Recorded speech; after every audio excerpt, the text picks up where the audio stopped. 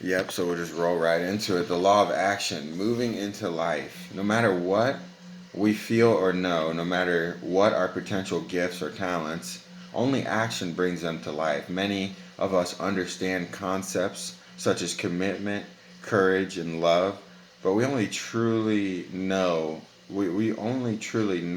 only when we can do.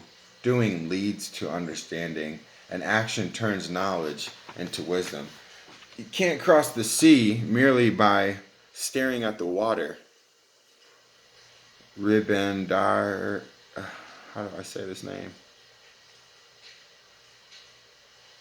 Rabindranath Tagore.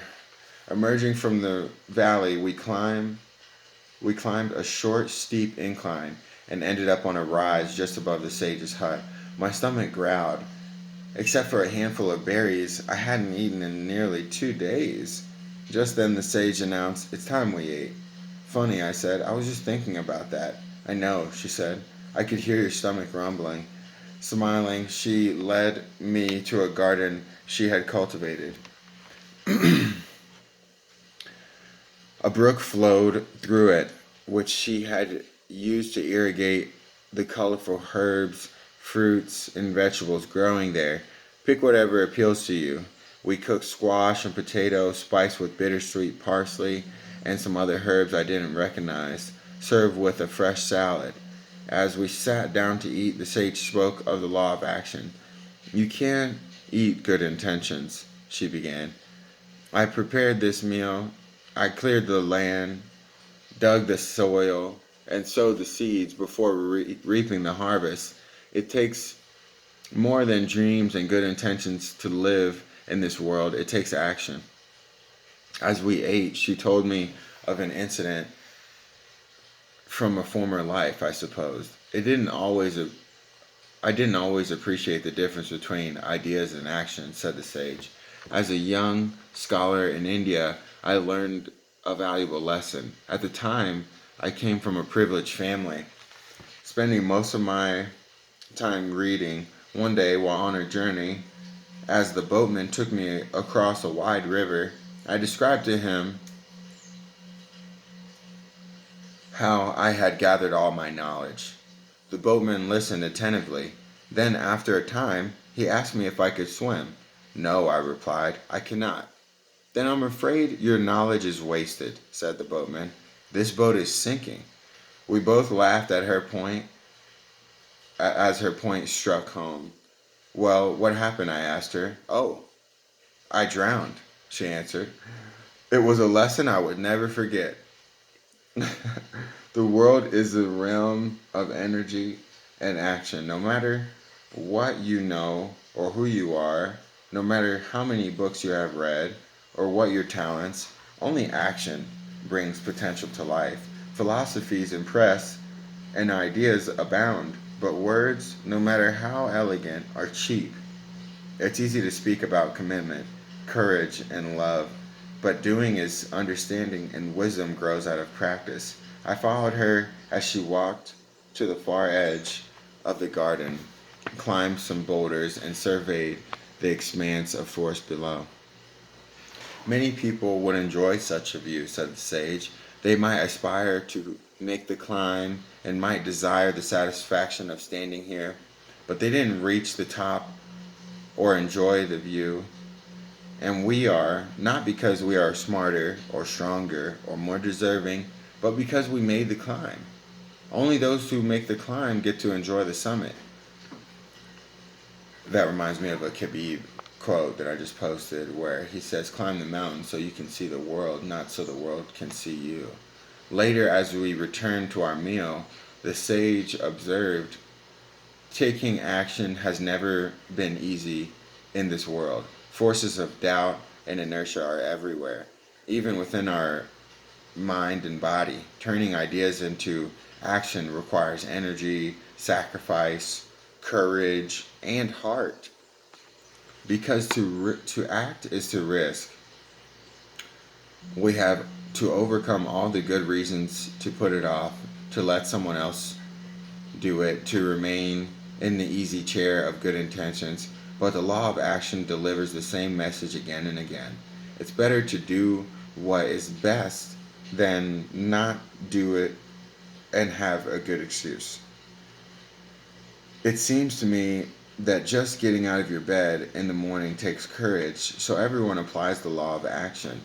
All living beings act, but most people react, and then only when compelled by fear or pain, when relationships break into warfare, or when bodies become ill from stress, the law of action teaches us to overcome both inertia and impatience by acting out of courage, clear intention, and commitment.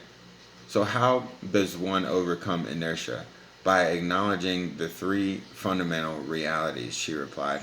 First, by accepting our humanity and our physical presence in this world.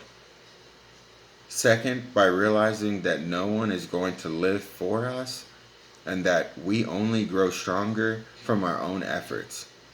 And third, by accepting that action may entail discomfort and then getting on with it. We no longer have the luxury of waiting until we feel safe and secure, inspired or motivated, until fear or doubt is looking the other way. We can no longer wait for someone to give us permission to act. I feel a great urgency. That's why I've appeared again, in this time and place, why I'm speaking to you now. The time has come to act in line with our highest ideals, despite fears, doubts, or uncertainties that arise. We can only show courage in the face of fear. Every day we need courage because every day we face fears. Not necessarily in dramatic ways like tackling a bank robber or saving a drowning person, but in expressing our feelings, breaking an old habit, or taking the risk to be different. We stood and began to clean up what little remained of our meal. I liked to scatter the scraps as an offering to the animals, but not too near the hut. She led me through some trees to the edge of a hillside, so steep it almost qualified as a cliff. Standing at the edge of the precipice, the sage began throwing a few scraps down for the deer to the deer grazing far below. Suddenly, the hillside on which she stood, soft from heavy rains, gave way. Before my eyes, she disappeared from sight. I lunged forward and saw her tumbling down. I found myself leaping over the edge, trying to maintain my balance as I slid after her. We were now both sliding towards a vertical drop off. She must have been conscious because I saw her grabbing at tree roots, trying to slow herself down. At all, it all happened as if in slow motion, in crisp detail. I knew I was getting bruised and scraped, but I felt no pain. I wanted to help her if I could, but first I had to help myself. I began grabbing at roots and grasses. Luck was with me, and as I fell past her, we clasped hands. That must have been when the falling stone glanced off my head because I remembered nothing more. I woke up lying next to a pond. My head was wet with blood. I opened my eyes and saw the sage, her face dirty, but smiling as she wiped my head with the wet cloth. The bleeding stopped, she said. It looks like you're going to live. You too, I said, managing to return her smile.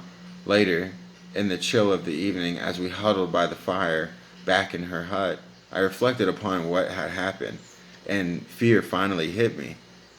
We could have been killed, or I could have been killed. I don't know about you. You would have been a little wiser and a lot safer if you stayed where you were, she responded. But you showed courage in coming after me. I wasn't being courageous. I didn't think about it. I just saw you fall and I jumped. Still, a perfect demonstration of the law of action.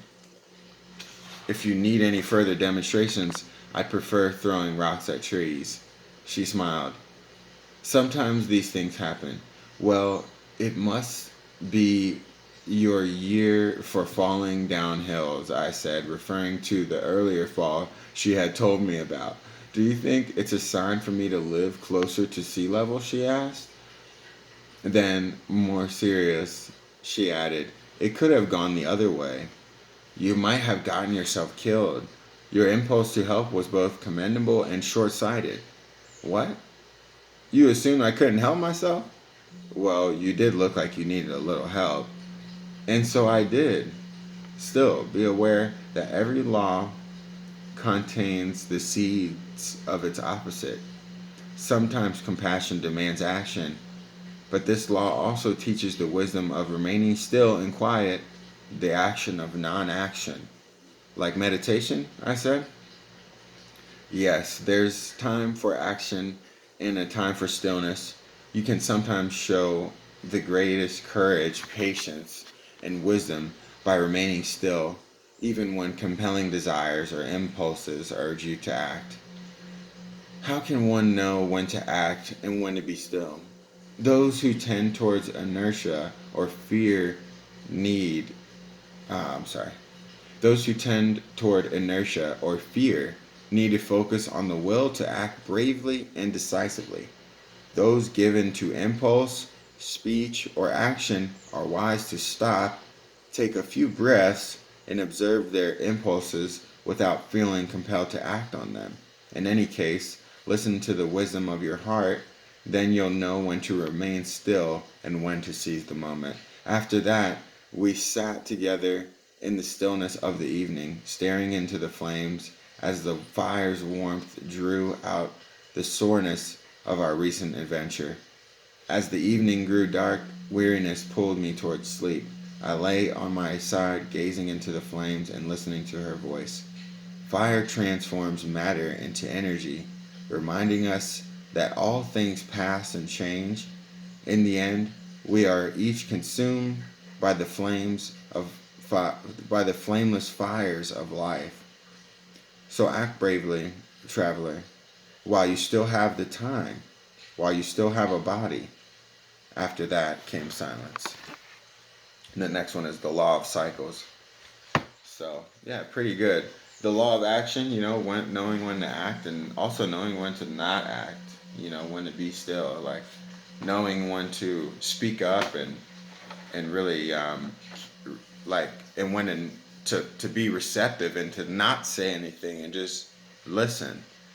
Because that's also an action. When you feel an impulse to speak, right, and then you don't act on that impulse that arises, you've now taken an action.